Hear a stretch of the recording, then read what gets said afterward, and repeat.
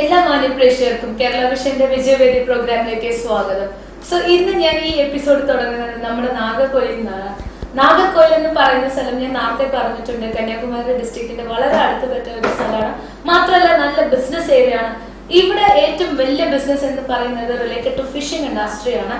So ആ ഇൻഡസ്ട്രീന് related ആയിട്ടുള്ള ഒരു പ്രോഡക്റ്റ് എന്ന് വെച്ചാൽ ഫിഷിംഗ് നെറ്റ്സ്. അത് ഉണ്ടാക്കുന്ന ഒരു മാനുഫാക്ചറിംഗ് യൂണിറ്റിന്റെ പ്രിപ്പറേറ്ററിയാണ് ഇന്ന് നമ്മൾ ഈ ഇന്റർവ്യൂയോട് കൂടി നല്ല ചോദ്യങ്ങളും നല്ല ഉത്തരങ്ങളുമായിട്ട് കാണാൻ പോകുന്നത്. Anyways let's welcome him to the show first. So viewers, ഇവിടെ അറിയപ്പെടുന്ന ഒരു ഇൻഡസ്ട്രിയാണ് അന്നം ഇൻഡസ്ട്രീസ്. അന്നം ഇൻഡസ്ട്രീസിന്റെ പ്രിപ്പറേറ്ററാണ് മിസ്റ്റർ NP സെൽവ ഗണേശൻ. അദ്ദേഹത്തിനെയാണ് ഇന്ന് നമ്മുടെ ഈ ഇന്റർവ്യൂലോട് നോക്കാൻ പോകുന്നത്. മാത്രമല്ല അദ്ദേഹം ഇവിടെ ഫേമസ് ആയിട്ടുള്ള ഒരു ഇൻഡസ്ട്രി വെച്ചിരിക്കുന്ന പ്രിപ്പറേറ്ററാണ്.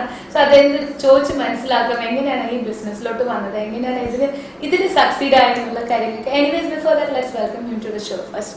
ஹலோ சார், உங்களோட சொந்த ஊர் நாகர்கோவில் தானுங்களா? ஆமா. படிச்சதெல்லாம் இங்கதான்? எல்லாம் இங்கதான். இங்கதான். சோ நீங்க படிச்சு முடிச்சதுக்கு அப்புறம் ஃபர்ஸ்ட் பண்ண வர்க் எதுங்க?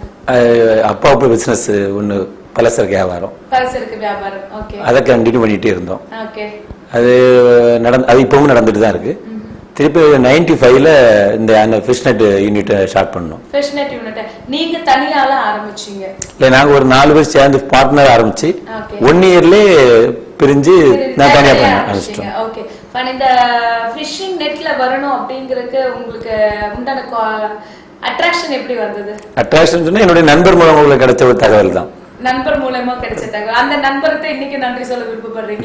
கண்டிப்பா அவரை வந்து பார்த்துட்டு வந்தேன். அவர்தான் சொல்லி பார்த்துட்டு வந்தீங்க. சரி, இப்போ இந்த அன்னம் இண்டஸ்ட்ரீஸ் அப்படிங்கறது நாங்க நாகர்கோயில்ல வந்து ஒவ்வொருத்தவங்க கிட்ட ஒவ்வொரு இண்டஸ்ட்ரீஸை பத்தி கேட்கும்போது ஃபிஷிங் நெட் அப்படின்னா அன்னம் இண்டஸ்ட்ரீஸ் அப்படின்னாங்க. அந்த அளவுக்கு வந்து நீங்க வளர்ந்து இன்னைக்கு வந்து நல்ல ஒரு பொசிஷன்ல இருக்கீங்க. சோ இதுக்கு நீங்க எவ்வளவு கஷ்டப்பட்டீங்க? இதுக்கு இந்த தொழில கஷ்டப்பட்டதுன்னு சொல்லதை விட முதல்ல நன்றி சொல்லுது எங்களுடைய லேபர்ஸ் தான். லேபர்ஸ்க்கு. ஆமா, அவங்களுடைய உழைப்பு தான் இந்த வெற்றி. இது ஒரு என்னுடைய தனிப்பட்ட வெற்றி அல்ல, ஒரு டீம் எஃபர்ட். ஆமா, அவங்க ஒரு நல்ல ஒர்க்கர்ஸ் எனக்கு கிடைச்ச அவ்வளவு ஒர்க்கர்ஸுமே நல்ல ஒர்க்கர்ஸ். அந்த ஒர்க்கர்ஸ் உடைய வெற்றியே தான் இவ்வளவுக்கு நம்ம வளர முடிஞ்சது. இப்படி வந்து சொல்ற ஒரு முதலாளியே வந்து ஒரு நல்ல இது வந்து பெருமைப்படுத்தக்கூடிய விஷயம். என்னதான் சொன்னாலும் நீங்க உங்களோட பெருந்தன்மை காமிக்குது. நீங்க வந்து உங்களோட ஒர்க்கர்ஸ் வந்து அவங்க பண்ற உழைப்புனாலதான் உண்மை. அது வந்து எல்லாரும் எல்லா இடத்துலயும் எல்லா பிசினஸ்லயும் பாத்தீங்கன்னா எல்லா இடத்துலயும் அந்த ஒர்க்கர்ஸ் லேபர்ஸ் பண்ற இல்ல. இந்த பிசினஸ் பொறுத்தவரை ஒர்க்கர்ஸ் உடைய பங்கு அதிகம். ஆமா, மற்ற மாதிரி மிஷினரி சம்பந்தப்பட்ட இருந்தாலும் 20% தான் மிஷினரி ஒர்க், 70% இது வந்து லேபர்ஸ் ஒர்க். சோ அவங்களுக்கு தான் நன்றி கடன். கண்டிப்பா அந்த உடைய வெற்றினால இவ்வளவு வளர்ந்து நாங்க பேர் சொல்லக்கூடிய நீங்க உங்க இன்டர்வியூக்கு வர முடிஞ்சது. கண்டிப்பா அதுல நாங்க எங்களுக்கு ரொம்ப சந்தோஷமா இருக்கு. சோ சார் வந்து சொன்னீங்க இல்லையா, இப்ப நீங்க உங்க ஒர்க்கர்ஸ்க்கு தான் நன்றி சொல்லணும் அப்படின்னு. நீங்க முதல்ல நீங்க இந்த இண்டஸ்ட்ரி இந்த கம்பெனி ஆரம்பிக்கும் போது என்ன பேர்ல ஆரம்பிச்சீங்க? எத்தனை ஒர்க்கர்ஸ் இருந்தாங்க? நாங்க ஆரம்பிக்கும் போது 1 இயர் அது மெர்க்குரி ஃபிஷ் நெட்னு சொல்லி ஒன்னு ஆரம்பிச்சோம். அதுல 1 இயர்ல பிரிஞ்சு அப்பவுமே அன்னம் இண்டஸ்ட்ரின்னு ஆரம்பிச்சிட்டோம்.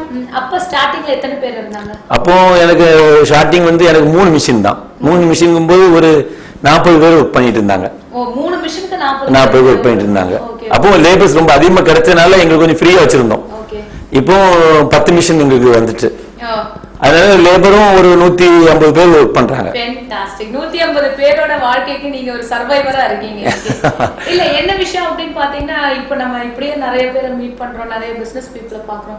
எல்லா இடத்துலயும் பாத்தீங்கன்னா லேபர் டெபிசிட் ப்ராப்ளம் தான் இருக்கு. இப்போ உங்களுக்கு வந்து பாத்தீங்கன்னா சஃபிஷியன்ட் லேபர் உங்க கூட நிக்கிறாங்க.